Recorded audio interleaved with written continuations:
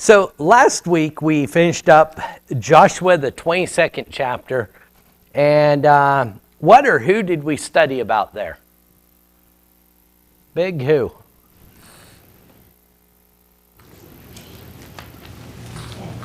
What did you say? Big who? Yeah, big who? Yeah. Big Ed! Yeah! Oh, Big Ed. Yeah, you remember Big Ed now? Big Ed, what was Big Ed? He was an altar. Oh. Rita, she was taking notes last week, or paying attention at least. So at the end of chapter 21, or by the end of chapter 21, into the beginning of 22, the tribes on the eastern side of Jordan go home. And they build Big Ed, an imposing altar. You have to be reading from the King James to see the name Ed. In the ESV and other later translations, it's translated witness. And so they'd made this altar, and it was a huge altar. And the tribes on the western side of the Jordan made an assumption about it. What was their assumption? Were they supposed to be sacrificing on an altar other than at the temple? Excuse me, I meant to say tabernacle. The temple doesn't exist yet. No, they weren't supposed to. So the tribes on the western side of the Jordan look across and they see this this big altar, and they say the people are rebelling against God, and so they gather up all the leaders and they go and confront them. Sound familiar? Sound like anything you've seen? Probably 4 or 5 times in your life. And they made assumptions, right? That they were rebelling against God. What was the people on the eastern side's response? A pretty direct response. Verse 22 of chapter 22. The Lord God knows. He knows, and let Israel itself know, if it was in rebellion or in breach of faith against the Lord, do not spare us today. Then they go on to tell that the reason they'd made it was a witness, to be a witness. Now, when they explain why they built this altar, we come to see that they had made some assumptions, right? And assigned some evil motives to their brethren, didn't they? And those evil motives were that in years to come, we have this Jordan River between us. The people on the west side are going to say, those on the east have nothing to do with us. And they will prevent our children from going to worship God.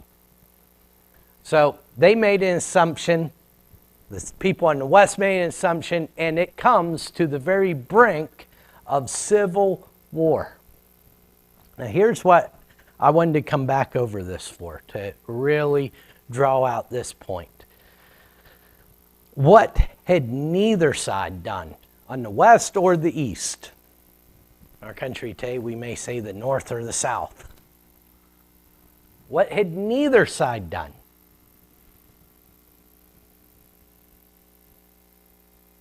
Who should have they been fighting?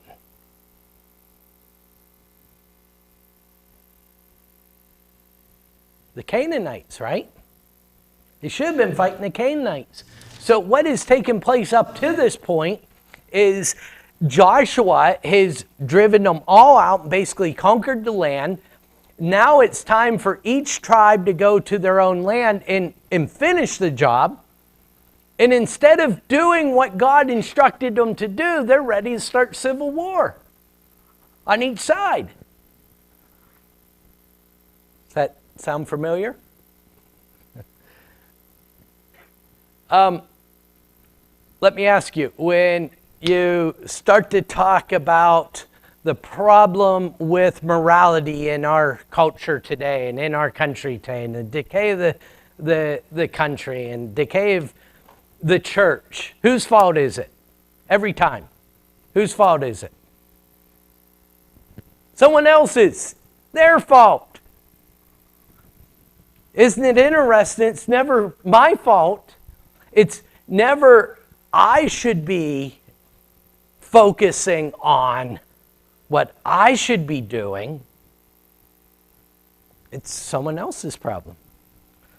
That's exactly where they're at. They should have been finishing the job that God gave them. Instead, they're trying to fight one another. And in the process, the job that they were given never gets finished. That I think is a strong message for us today. Questions or comments in chapter 22? Okay, Joshua in 23 now is going to start to make sure everyone knows what job needs done, what I need to be doing, as I am an Israelite listening to him speak, that is. Can I volunteer to read 1 through 13 of Joshua 23? Thank you. A long time afterward, when the Lord had given rest to Israel from all their surrounding enemies, and Joshua was old and well advanced in years, Joshua summoned all Israel, its elders and heads, its judges, officers, and said to them, I am now old and well advanced in years, and you have seen all that the Lord your God has done to all these nations for your sake. For it is the Lord your God who has fought for you. Behold, I have allotted to you an inheritance for your tribes, those nations that remain along with all the nations that I have already cut off from the Jordan to the great sea in the west. The Lord your God will push them back before you and drive them out of your sight, and you shall possess their land just as the Lord your God promised you. Therefore be very strong to keep and to do all that is written in the book of the law of Moses, turning aside from it neither to the right hand nor to the left, that you may not mix with these nations remaining among you, or make mention of the names of their gods, or swear by them, or serve them, or bow down to them. But you shall cling to the Lord your God, just as you have done to this day. For the Lord has driven out before you great and strong nations, and as for you, no man has been able to stand before you to this day. One man of you puts to flight thousands, since it is the Lord your God who fights for you, just as he promised you. Be very careful, therefore, to love the Lord your God, for if you turn back and cling to the remnant of these nations remaining among you, and make marriages with them so that you associate with them, and they with you, know for certain that the Lord your God will no longer drive out those nations before you, but they shall be a snare and a trap for you, a whip on your sides and thorns in your eyes, until you perish from off this good ground that the Lord your God has given you. Okay, thank you. We see it about 3 times in this short reading, a phrase that I've been emphasizing throughout. Who's doing the fighting? God, right? He's been doing the fighting. Now, what's interesting about this is the moment they sit down and quit, God's no longer fighting, right? And that is very telling and very applicable for us yet today. Having said that, Joshua brings all of Israel together. Now, verse 1 is interesting because we see this time frame throughout the book of Joshua. How long were they at battle? Can someone tell me? A long time, that's right. And then how long were they at peace? A long time, right? And so we see similar time measurements here in verse 1. A long time afterwards, when the Lord had given all of Israel for their surrounding enemies.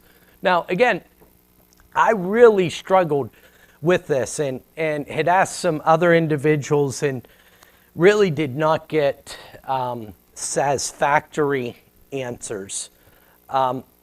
Did or did they not complete the job that God gave them? Here is how I'm currently seeing this. As a nation, under the leadership of Joshua, they conquered the land. It was subdued.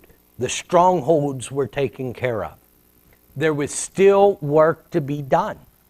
And that's why they're no longer going as one mighty nation or army to confront these battles, but rather they go home and each one is to finish the job, to rid out the rest of the land. And it seems to me that's where they fall short. Notice that Joshua says God has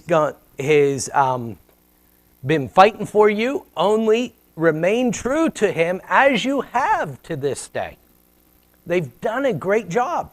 They just don't finish it. And so he's reminding them of this. Two different descriptions. Verse 6, be very strong to keep and do what is written in the book of the law. Live God's way, right? Be very strong to do that. The other description, they aren't contradictory to each other. They go hand in hand. You can't have one without the other. Something about love and marriage, right? Verse 10. Nope, a little bit further.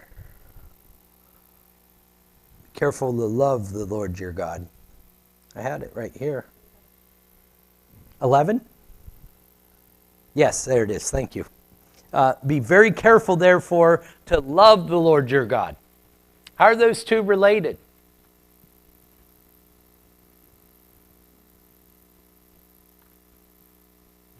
Is it a burden if you love someone to do what they'd have you do?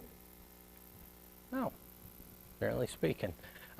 The love is the motive, and as Jesus said, summarizes the Torah, the book of law that's being mentioned above here.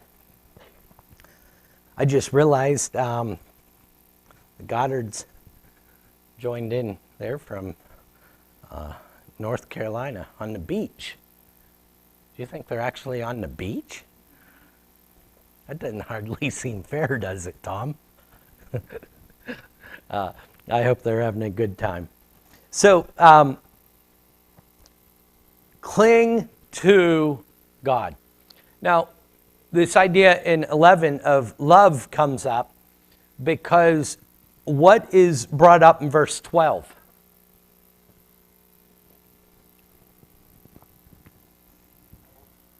Competing desires or loves, right? Marriages. He's saying, love the Lord your God. Don't pursue the Canaanites and marry them. I emphasize this to our kids all the time. There is not a relationship that will have anywhere near as big of an impact on you as your spouse. For good or for bad. I started dating Amanda when I was 16.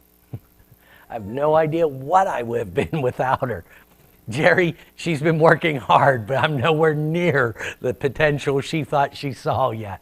So 20-some years, and she hasn't got close to getting me where I need to be yet.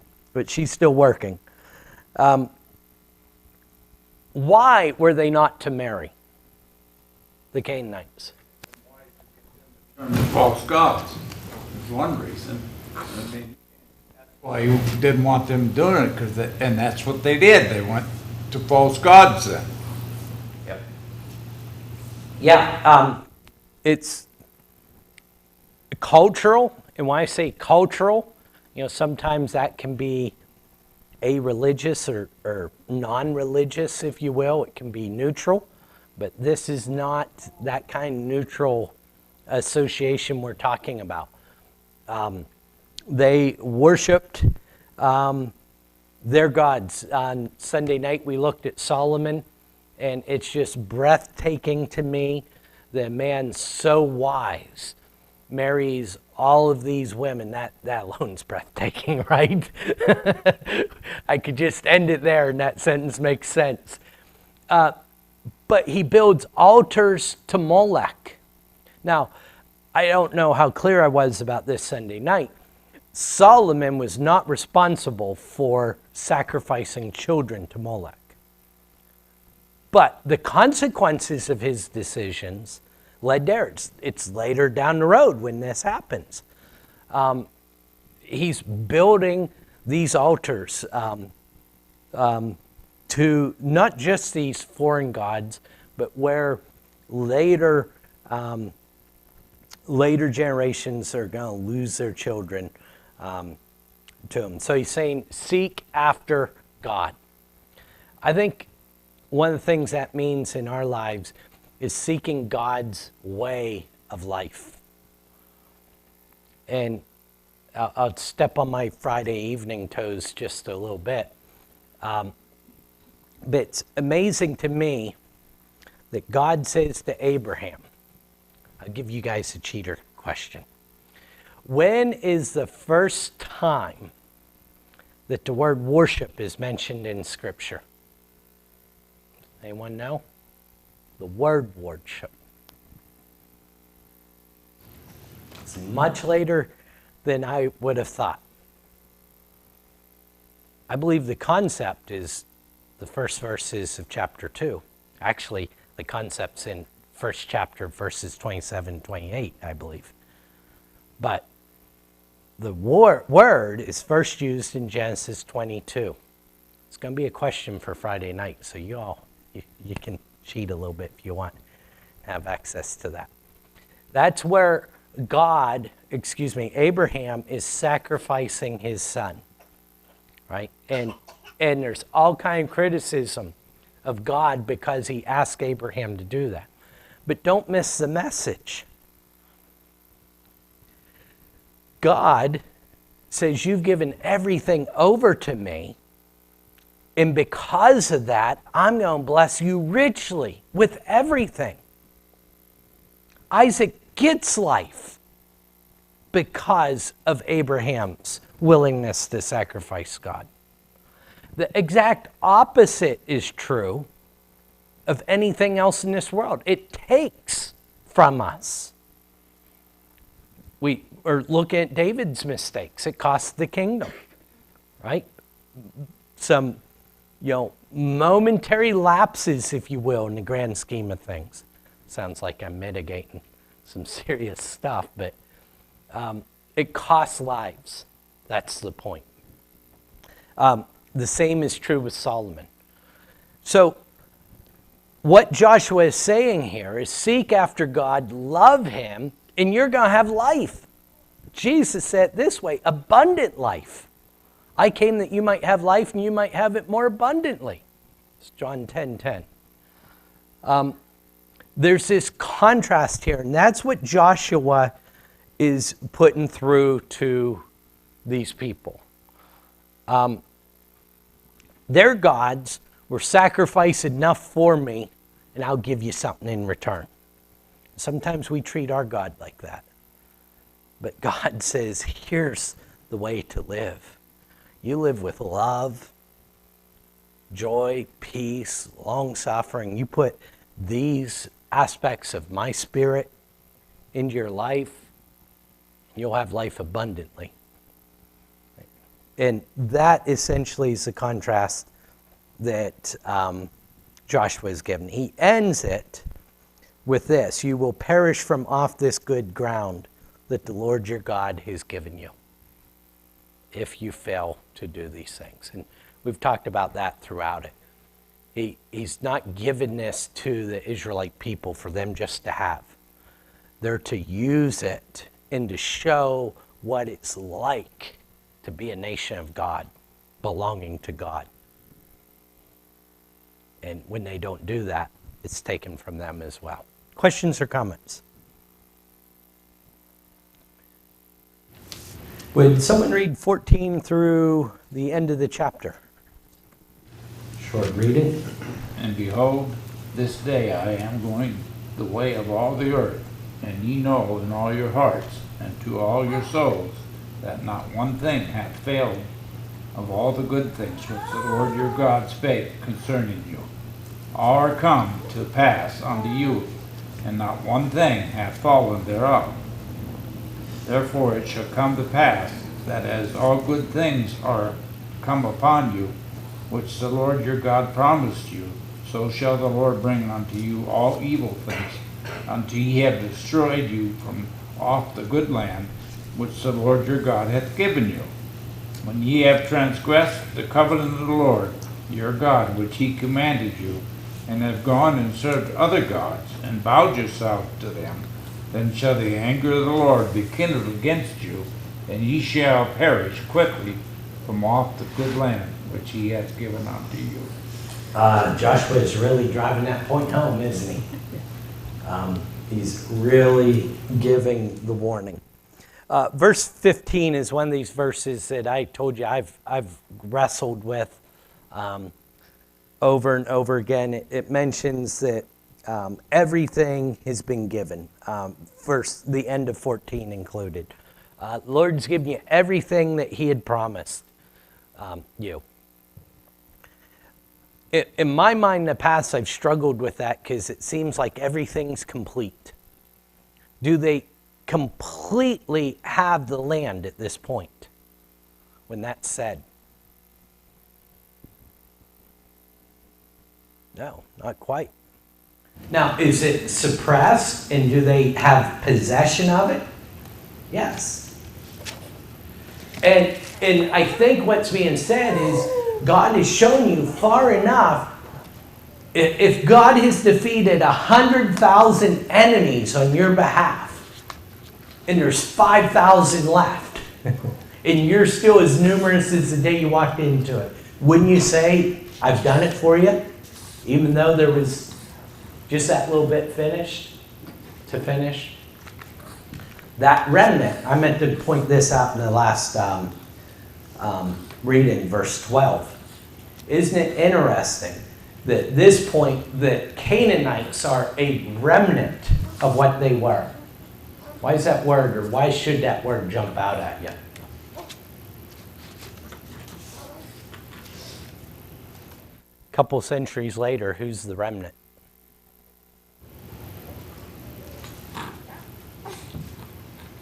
God's people, right? God's people, the Jews, the remnant. There's only a remnant left, but they didn't take care of it. And that is turned around. Questions or comments? All right, we're getting there. We're going to finish this tonight. Would someone read 1 through 5, please?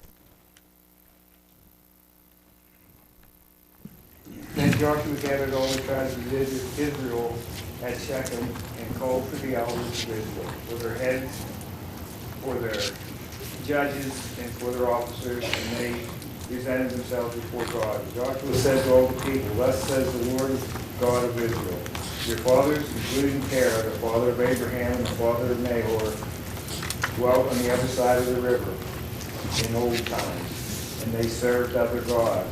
Then I took your father Abraham and from the other side of the river, led him throughout all the land of Canaan, and multiplied his descendants, and gave him Isaac. To Isaac I gave Jacob and Esau. To Esau I gave the mountains of Seir to possess. But Jacob and his children went down to Egypt. Also I sent Moses and Aaron, and I plagued Egypt according to what I did among them. Afterwards I brought you out. Okay, so Joshua starts through a history lesson. Why? What's his point? God will take care of you if you follow after him, right? Here's what he's done for you. He's had your back. You can trust him with your future. Essentially is what Joshua is pointing out. Something occurs to me about verse 2. They served other gods. What does that mean? That for in patriarchal times, there wasn't anything established with God in particular. Not as a nation. You're right. Although God was worshipped, and I guess this is my question. I think Ernie is getting at it. Did they worship other gods? There's certainly some that takes place, right? Jacob was leaving Laban's house. What does Rachel bring with her? Idols, right? When they came out of Egypt, what did they bring? Idols. You know, they don't have these in their possession. I know they plundered the Egyptians right before they left, but there's a reason these were valuable things. There's a reason we're carrying these gods. But, so they certainly did, at some level, serve other gods. What else can that phrase mean, though? I don't think it's an either or. I think it's both. What were they doing in Egypt?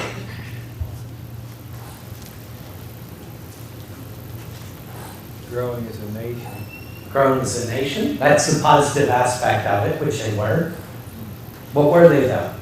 The slaves. They were serving the gods of Israel. And I think that's part of Joshua's point, is you were serving these other gods. How was that going for you? Both directly, we know that was part of the case. They worshipped other gods. But indirectly, by being in servitude to Pharaoh and these others. You were serving these other gods. But here's what God did for you. He redeemed you, right? He saved you. Questions or comments?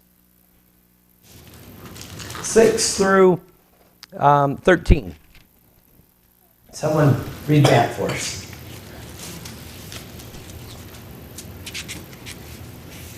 That brought your fathers out of Egypt, and you came to the sea, and the Egyptians pursued your fathers with chariots and horsemen to the Red Sea.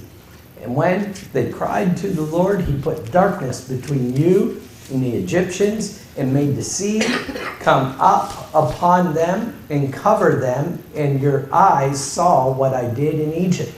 And you lived in the wilderness a long time. Then I brought you to the land of the Amorites who live on the other side of the Jordan. They fought for you, and I gave them into your hand. And you took possession of their land, and I destroyed them before you.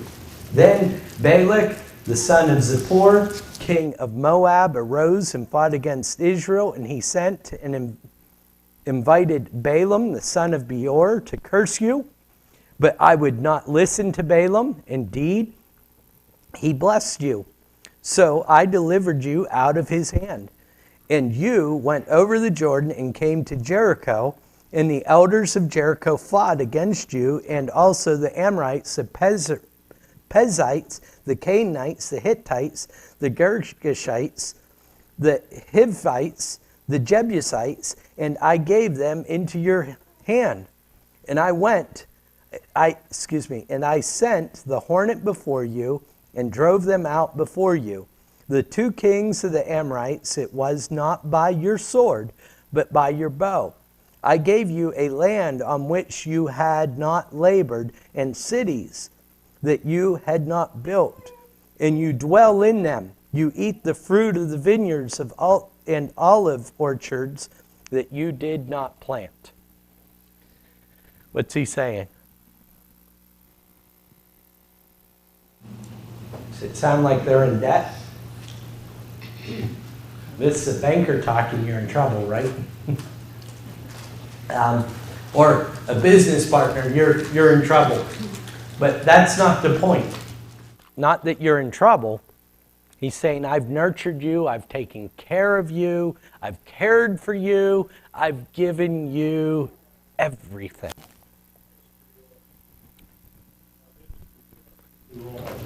Yep, a history lesson.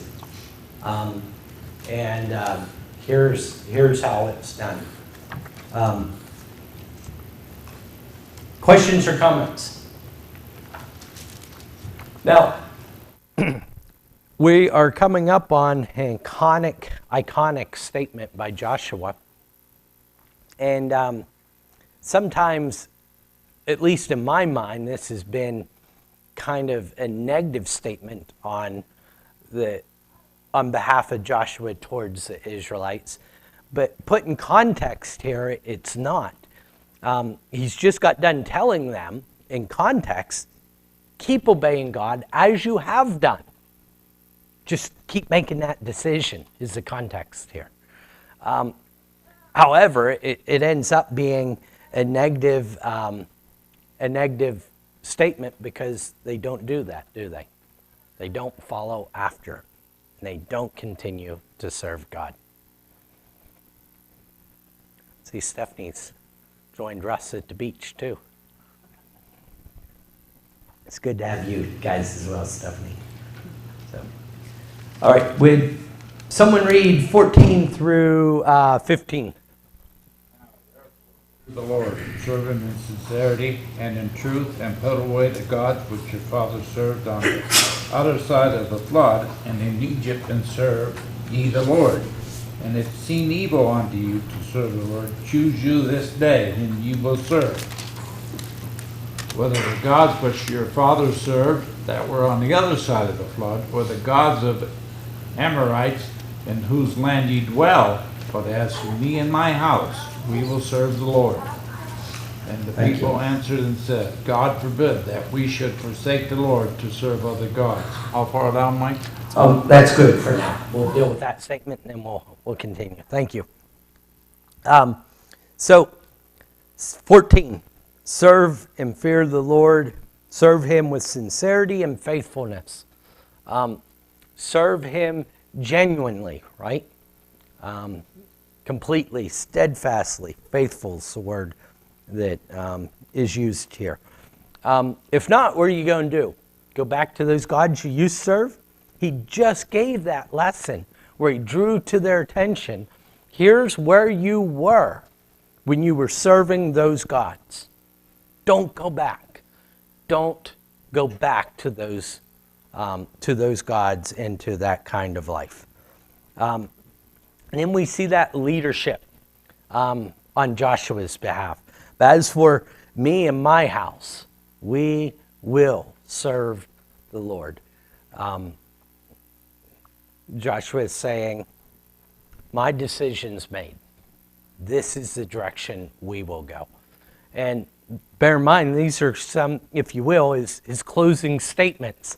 He's not exactly on his deathbed here, but he's advanced in age, and it's the very end of what we have recorded in Joshua. So he's leaving a legacy. These aren't empty words, though. This is what he's lived. This is what he's went through and the way he's lived that life. Questions or comments? Go ahead.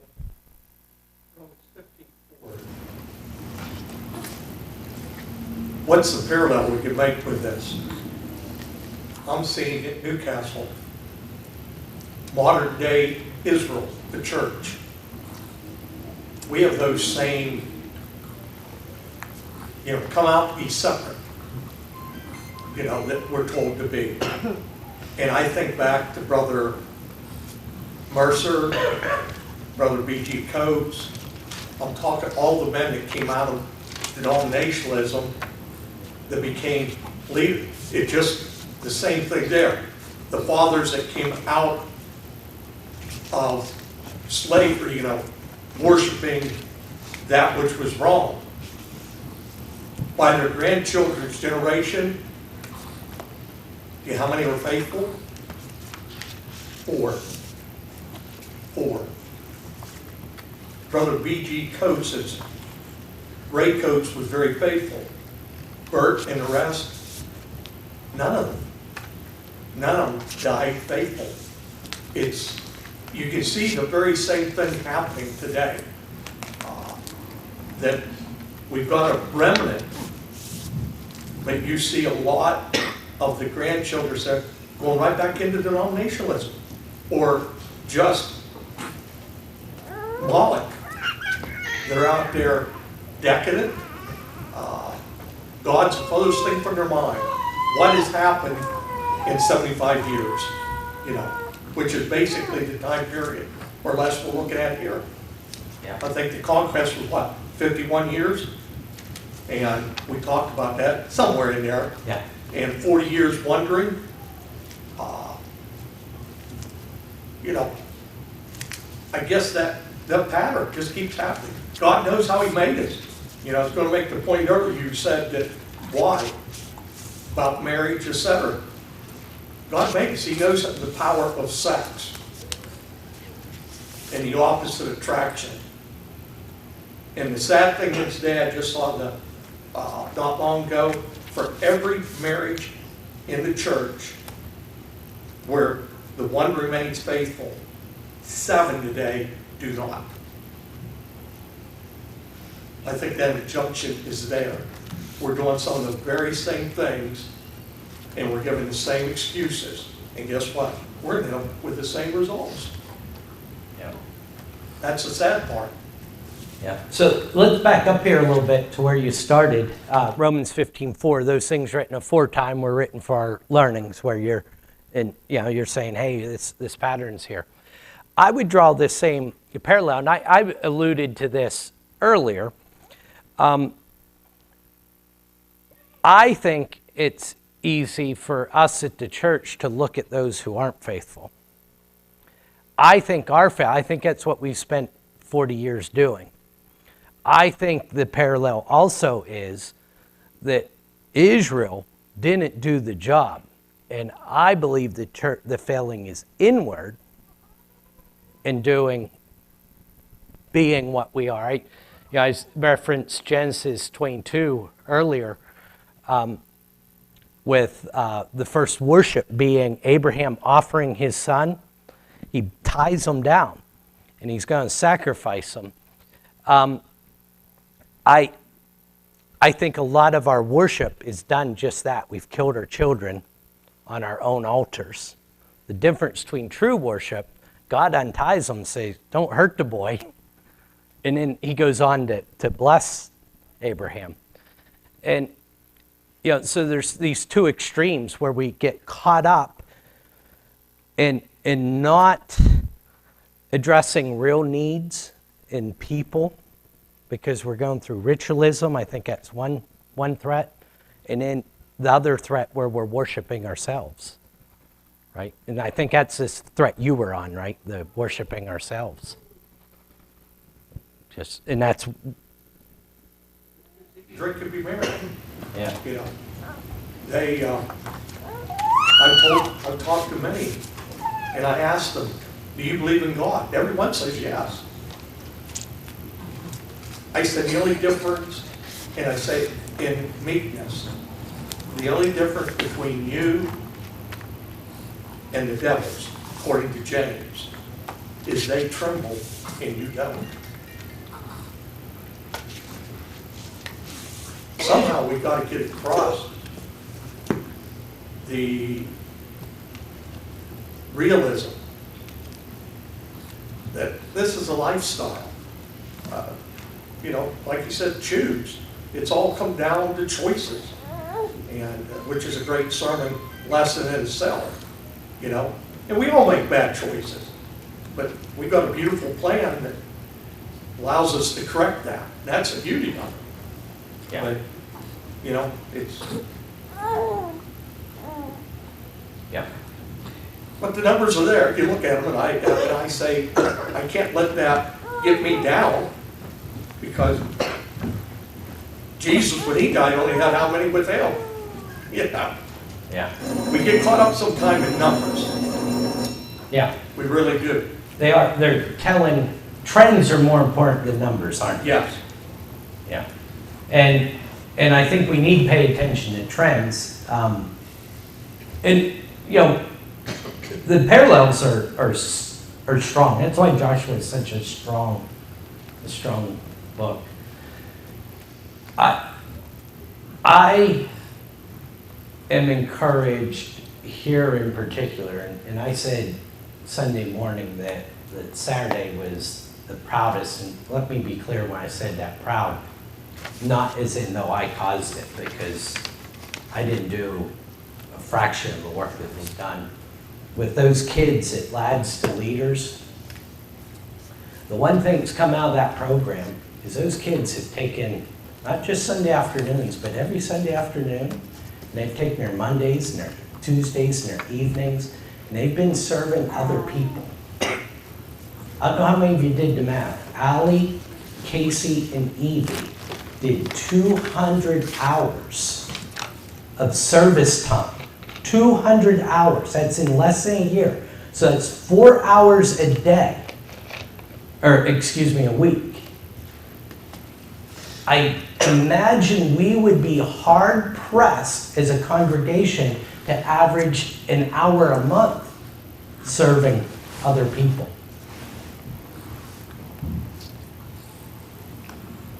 And my point is the positive. Our worship services are important, but when we make that the capstone and crown, and that's what we're here to accomplish, is get people into work and not live, Gary hit on this earlier, not live the Christian life. No one detects hypocrisy better than children. And I think, Gary, when I read that 73% of millennials believe in God and consider themselves spiritual but do not attend church, that we as churches need to take a hard look at that. Yeah. And our culture's self-gratifying, right? Everything about it is. But that's where they're going. You know, that's why we're mentioning the houses.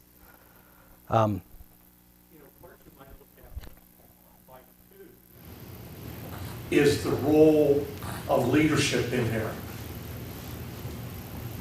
When you had strong people like Moses and Joshua and Caleb, Yeah. but then, yeah, I think later you're going to find out, what is it, First Ruth or